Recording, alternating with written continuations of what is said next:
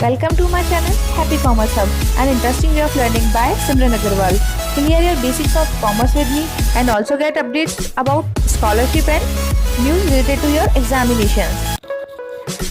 To get latest updates, subscribe my channel and press the bell icon and stay updated with me.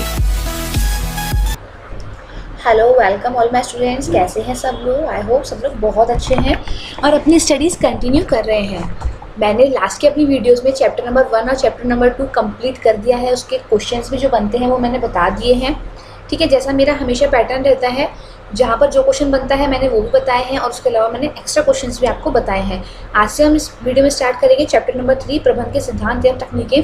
मेरी videos कुछ late इसलिए हैं कि मुझे wait है आरबीएसई बोर्ड कब अपना सिलेबस थोड़ा रिड्यूस करता है, ताकि एक्स्ट्रा कंटेंट बच्चों के पास ना जाए। जितना है हम उसको बहुत अच्छे से पढ़ें और अच्छे से नंबर लेकर आए, क्योंकि ठीक है कहीं ना कहीं वो अपना सिलेबस रिड्यूस करेंगे तो हो सकता है बीच का वो टॉपिक डिलीट करें, और यहाँ पर फिर बच्चा कंफ्यूज होता है वीडियोस में, लाइक कि मैम ने तो ये भी डाल रखा है टॉपिक। ठीक है, तो इसलिए थोड़ा वीडियोस मेरा डिले चल रहा है, बट ठीक है कोई नहीं। अब जब भी आरबीएसई बोर्ड का ऑर्डर आता है तब देखी जाएगी, बट उसके अलावा हम अपना स्टडी को अब डेली कंटिन्यू रखेंगे। ठीक है, जैसा हमेशा मेरा पैटर्न रहता है, चैप्टर नंबर 3 को मैं 6 पार्ट्स में डिवाइड करूँगी।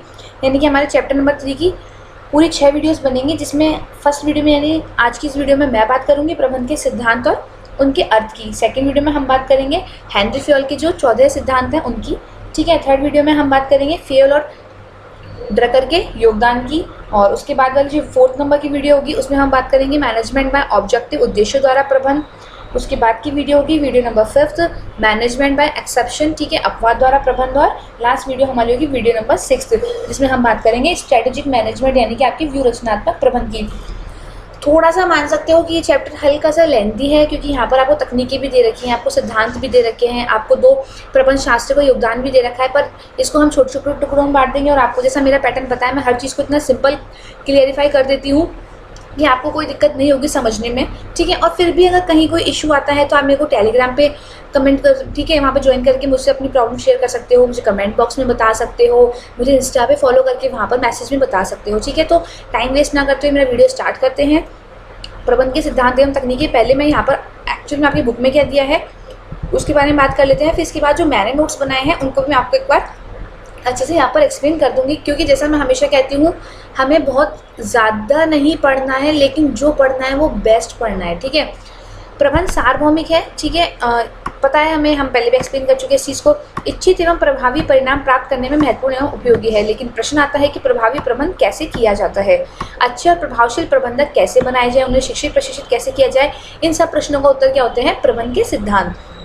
चूँकि आधुनिक प्रबंध ज्ञान विज्ञान की शाखा के रूप में प्रस्थापित हो चुका है और भावी पेशे की ओर अग्रसर है, जैसा कि हमने ऑलरेडी प्रीवियस चैप्टर में चीज़ पढ़ ली है। इसलिए प्रबंध विज्ञान के क्या है कुछ आधारभूत सिद्धांत। देखो, हम पहले बात करेंगे कि ये सिद्धांत है क्या। हम चैप्टर तो पढ़ना स्टार्ट कर देंगे, ठीक है, प्रबंध के सिद्धांत और तकनीकें हम इसमें पढ़ेंगे, पर पहले ये तो समझो कि सिद्धांत होते क्या है। मैम सिद्धांत क्या है, ठीक है, जिसको हम समझना चाहेंगे। आपसे पूछे कि सिद्धांत क्या है। देखो, बहुत बार आपसे भी कोई पूछता है कि यार तुम्हारा सिद्धांत क्या है, तुम्हारे प्रिंसिपल्स क्या है, तो हम कहते हैं कि यार लाइक मैं कभी झूठ नहीं बोलता, या फिर मैं हमेशा अपनी पढ़ाई को सीरियस लेके चलता हूँ, मेरी पढ़ाई को प्रेफरेंस देता हूँ। तो ये आपकी पर्सनल सिद्धांत होते हैं। वैसे ही क्या होते हैं व्यवसाय अध्ययन में, बिजनेस पर्सपेक्टिव से आप देखें तो वहाँ पर भी सिद्धांत होते हैं। और बेसिकली सिद्धांत होते क्या हैं? कुछ नियम, कुछ कानून जिनके अनुसार किसी मनुष्य को चलना होता है। बहुत सामान्य शब्दों में वो क्या होता है? सिद्धांत होते हैं। किसी विषय के संदर्भ में पर्याप्त प्रमाणों के आधार पर एवं पर्याप्त तर्क वितर्क के पश्चात किया गया मत या विचार जो समय, अनुभव और निरीक्षण की कसौटी पर खरा उतरता है, सिद्धांत कहलाता है। यहाँ पे बहुत अच्छे से आपको समझा रखा है। ठीक है, किसी भी विषय के संदर्भ में हर सब्जेक्ट के क्या होते हैं? सिद्धांत अलग होते हैं। जैसे हर मनुष्य के सिद्धांत अलग होते हैं, वैसे हर विषय के भी सिद्धांत अलग होते हैं। क्लियर? उसमें क्या होता है? एक्सपेरिमेंट्स होते हैं, ऑब्जर्वेशंस होते हैं, यानी कि प्रयोग किए जाते हैं और उनके ऊपर निगरानी रखी जाती है, तब जाके कुछ नियम बनते हैं और फिर नियमों को सिद्धांत बना दिया जाता है, जिनको अगर कोई फॉलो करता है तो वो क्या होता है? ये सिद्धांत ऐसे होते हैं जो हर किसी कसौटी पर क्या होते हैं? खरे उतरते हैं। समय चाहे चेंज हो जाए, लेकिन जो सिद्धांत खाना, जैसे क्या कहा जाता है हमेशा कि हमेशा सच बोलना चाहिए, सच की जो वैल्यू होती है वो अलग ही होती है। ठीक है, सत्य हमेशा पकड़ा जाता है, ये हम कहते हैं। तो ये क्या हो गया? आपका सिद्धांत हो गया। तो ये क्या है? समय, अनुभव और निरीक्षण की कसौटी पर खरा उतरता है। वैसे आपके प्रबंध के सिद्धांत है कि वो क्या कर रखे हैं? विभिन्न प्रबंध शास्त्रियों ने अपने प्रयोगों के द्वारा, अपने ऑब्जर्वेशंस के द्वारा क्या कर रखे हैं? वहाँ पर उनको अलग से बना रखा है, और उन्हीं के अनुसार वो जब कोई भी एक प्रबंधक वर्क करता है, एक मैनेजर वर्क करता है, तो वो कभी भी अपने कार्यों में फेल नहीं होता। सिद्धांत हमारे कार्यकलाप, व्यवहार और निर्णय लेने में मार्गदर्शक के रूप में प्रभावी नियम या तत्व होता है, जैसा मैंने बताया था। नियम या सिद्धांत का पालन नहीं करने पर तो क्या किया जाता है, दंडित नहीं किया जाता। नियम या सिद्धांत का पालन नहीं करोगे तो दंडित नहीं किया जाएगा, लेकिन अगर कानून का पालन नहीं करते हो तो दंडित किया जाता है। केवल कार्य के परिणामों में अनिश्चितता का भय बना रहता है, ठीक है। यानी कि अगर आप किसी बात का क्या कर रहे हो, सिद्धांत फॉलो नहीं कर रहे हो, तो वहाँ पर क्या है, आप फेल होते हो या पास, उस चीज़ की गारंटी नहीं है, बट वहाँ पर आपको दंडित नहीं किया जाएगा।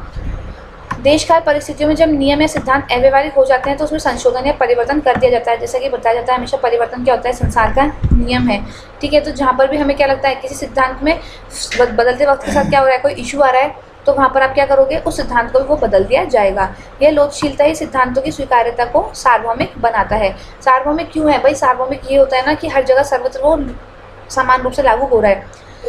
भारत में कोई चीज़ है वो अमेरिका में सेम हो ज़रूरी नहीं है, बट वहाँ पर सिद्धांत लागू होंगे, बस वो क्या होंगे, वो थोड़े मॉडिफाइड तरीके से वहाँ पर लागू हो जाएंगे।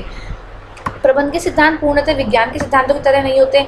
जैसा मैंने पहले बताया था कि ये क्या होते हैं, जटिल नहीं होते, ये लोचशील होते हैं। ये क्या होती है, यथार्थ विज्ञान नहीं होती है, यथार्थ विज्ञान होती है। ना ही ये एक समान परिणाम देते हैं। भाई अगर आप क्या करोगे, पानी को उबालोगे तो चाहे यहाँ पर उबालो, चाहे आप दक्षिण अफ्रीका में उबालो, वो उसका तो भाप ही बनने वाले हैं। लेकिन अगर प्रबंध के सिद्धांतों को आप यूज़ करोगे तो ज़रूरी नहीं है कि वो सेम परिणाम आपको देंगे। चूँकि प्रबंध सामूहिक प्रयासों का किया जाता है जिसमें मानव तथा मानवीय व्यवहार की भागीदारी तथा भूमिका अधिक होती है, और मानवीय व्यवहार उसकी सांस्कृतिक पृष्ठभूमि से संचालित होता है, ठीक है। हर किसी मानव की भी क्या होती है, माइंडसेट अलग होता है, उसकी सोच अलग होती है, उसके उद्देश्य अलग होते हैं, जो प्रत्येक भूभाग या देश का पृथक पृथक होता है। इसलिए प्रबंध के सिद्धांत प्रत्येक देश और संगठन में, ये आप अपनी बुक में अंडरलाइन कर लीजिएगा और उसको अच्छे से देख लेना एक बार। क्वेश्चन ही बन सकता है, क्या प्रबंध के सिद्धांत सर्वत्र समान रूप से लागू होते हैं, तो आप लिखेंगे नहीं, ये सार्वभौमिक तो होते हैं, परंतु ये सर्वत्र समान रूप से लागू नहीं होते, देशकाल परिस्थिति के अनुसार बदलते रहते हैं। प्रबंध के सिद्धांतों का व्यवहारिक रूप से प्रयोग प्रत्येक संगठन, समाज व देश की परिस्थितियों पर निर्भर करता है। इसलिए कुछ सिद्धांत किसी देश या संगठन में पूर्ण रूप से व्यवहारिक या अव्यवहारिक भी हो सकते हैं, तो कुछ क्या हो सकते हैं, आंशिक रूप से, या कुछ निर्धारित पैमाने से भी अधिक रूप में क्रियान्वित किए जा सकते हैं। अब जैसे कि देखो, बहुत अपने प्रैक्टिकल वे में लेके चलो। अभी क्या चल रहा है, ऑनलाइन स्टडीज़ का ट्रेंड चल रहा है, लेकिन स्टिल बहुत सारे स्कूल्स ऐसे हैं जो ऑनलाइन स्टडी अवेलेबल बच्चों को नहीं करवा पा रहे, ठीक है। तो देखा जाता है कि एक नया नियम बन गया ना कि मैं बच्चों को ऑनलाइन स्टडी करवाओ। जरूरी है वो सब जगह सेम तरीके से फॉलो हो रहा है, नहीं हो रहा है। बहुत जगह हो सकता है बच्चों के पास फ़ोन ना हो, और बहुत जगह हो सकता है कि स्कूल के पास इतना फंड ना हो कि वो ऑनलाइन एजुकेशन प्रोवाइड करवा दे, ठीक है। तो ये क्या हो रहा है, समय काल परिस्थिति के अनुसार प्रबंध भी बदल रहा है। सामान्यतः लक्ष्य या परिणामों को ध्यान में रखकर कार्य योजना, क्रिया और उनके सफल संचालन के लिए नियम या सिद्धांत बनाए जाते हैं। अगर किसी सिद्धांत को फॉलो करते हैं तो सबसे पहली बात तो क्या होता है, सब लोग समान रूप से कार्य करेंगे, ठीक है, क्योंकि हमारे पास क्या कोई नियम है, कोई सिद्धांत है। अगर उनको फॉलो करेंगे तो लोग अलग अलग तरीके से काम करने के लिए प्रेरित नहीं होंगे, वो समान तरीके से काम करने के लिए प्रेरित होंगे। सदियों पूर्व के संगठन, समाज तथा शासकों का लक्ष्य केवल प्रजा एवं समस्त जीवों की सेवा व कल्याण का होता था। वसुधैव कुटुंबकम की अवधारणा पर आधारित सर्वे भवन्तु सुखिने का लक्ष्य रखकर ही संगठन संचालन किया जाता था, ठीक है। ये सब थोड़ा सा आपको थ्योरी को बढ़ाने के लिए दे रखा है और कुछ आपको समझाने के लिए दे रखा है, पर मुझे नहीं लगता है कि इसको समझना जरूरी है। हमारा मुख्य उद्देश्य था कि हमने सिद्धांत समझे, सिद्धांत क्यों होते हैं, ठीक है, ये क्या होते हैं, ये क्यों बनाए जाते हैं, ये सब मैंने आपको बता दिया है। क्यों बनाए जाते हैं, ताकि एक रूपता बनी रहे, ताकि लोग क्या करें, सिद्धांतों को फॉलो करें, और नए जो एक्सपेरिमेंट है उनसे पहले वो जो पुराने एक्सपेरिमेंट हो चुके हैं उनसे सीखें, ठीक है। और सिद्धांत क्या होते हैं, बेसिकली ये नियम होते हैं जिनके अनुसार मनुष्य को चलना होता है। इसके बाद बात करें हम, तकनीकी व प्रौद्योगिकी के विकास से कार्य की गति एवं मात्रा बढ़ गई है। परिवहन तकनीकी के विकास से आवागमन तीव्र एवं सुगम हो गया है। संप्रेषण एवं सूचना क्रांति ने पूरे विश्व को एक आकार का वैश्विक गांव बना दिया है। अब आपको खुद को भी लग रहा हो कि कहाँ सिद्धांत और कहाँ ये पैराग्राफ, ठीक है। अतः वैश्विक प्रतिस्पर्धी और आधुनिक वैज्ञानिक युग में संगठन का सफल संचालन कैसे हो एवं इच्छित परिणाम कैसे प्राप्त किए जाएं, यह चुनौतीपूर्ण कार्य हो गया है। इस चुनौतीपूर्ण कार्य को सरल और सुगम बनाने में आधुनिक प्रबंध एवं प्रबंध के सिद्धांत ही उपयोगी सिद्ध हो रहे हैं। एक तरीके से बस यहाँ पर आप ये देख सकते हो कि यहाँ पर आपको सिद्धांत का क्या बताया गया है, महत्व बताया गया है कि ये प्रतिस्पर्धी युग में क्या है, यूज़फुल है, ठीक है, सफल संचालन के लिए यूज़फुल है। आधुनिक प्रबंध को क्या कहा गया, वैज्ञानिक प्रबंध भी कहा गया। 1 मार्क का क्वेश्चन बन जाता है कि आधुनिक प्रबंध का दूसरा नाम क्या है, तो वैज्ञानिक प्रबंध। इस वैज्ञानिक प्रबंध की अवधारणा का प्रादुर्भाव हेनरी फ्योल द्वारा किया गया, ठीक है। और उन्होंने कौन सा मॉडल दिया, प्रशासनिक प्रबंध का मॉडल दिया, जिसमें इन्होंने क्या करे थे, 14 सिद्धांतों का प्रतिपादन किया था, जिसके बारे में हम हमारी नेक्स्ट वीडियो में बात करेंगे। यहाँ पर मेरा पर्पस था केवल आपको बताना कि सिद्धांत क्या होते हैं और उनके अर्थ क्या होते हैं। और जैसा मैंने बताया था, मेरे नोट्स की हम बात करेंगे तो हम वो भी कर लेते हैं।